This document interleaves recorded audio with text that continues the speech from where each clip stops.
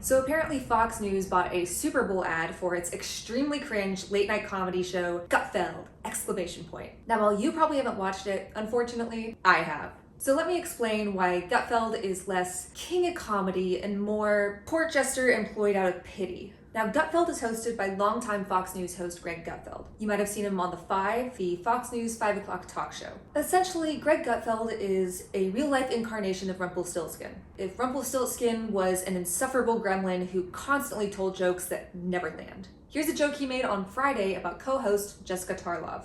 Jessica, I bet you had a nickname about your height. They call you Stilts. Hey, No. Stilts. Hey, can you unscrew that light bulb, Stilts? Funny. Just want to note, for the sake of my sanity, every clip I use is from this week. I thought if I went back farther, I might implode from secondhand embarrassment. Now, when it comes to his late night show, Greg Gutfeld doesn't have the clout to book A-list celebrities like other late night hosts. But that's okay, because he does have a list of random conservatives. And I'm pretty sure all of their names came from an AI generator. Johnny Joey Jones, Kat Timpf, Brian Brenberg. You know, the A-team. If you haven't guessed by this point, yes, the show is supremely unfunny. Gutfeld often has to use his announcer to punctuate his jokes, so you know it's a joke. Here's one about sexual harassment. A pat on the ass goes a long way. A sexist would say. And a lot of times the loudest laughter comes from his guests that he booked on the show. Like in this joke he made about Hunter Biden. His idea of taking responsibility is having sex with his dead brother's wife. You've also got some classic conservative humor, insulting women's bodies. He even managed to fit that in his episode about the Chinese spy balloon. Would they have let it float to Europe, where it would end up dating a woman with armpit hair? No one deserves that, not even a balloon filled with explosives. Credit where credit's due, Greg Gutfeld is amazing at forcing a joke. And to be fair, he does try to poke fun at himself, but it never quite lands. You know, remember the good old days when doll companies were only interested in tea parties? I had that set. 3 years ago, in fact.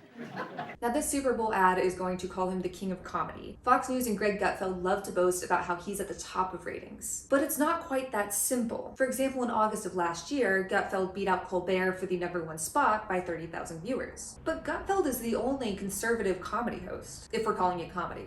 The other lamestream, woke liberal hosts, like Colbert, Fallon, and Kimmel, there's a lot of overlap in their audiences. And their shows overlap too. So when you add up the other late night shows from that month, which once again have a lot of similarities in their audience and content, the total is about 4.9 million, over double Gutfeld's numbers. Gutfeld doesn't have any competition, probably because conservatives aren't very funny, but you know.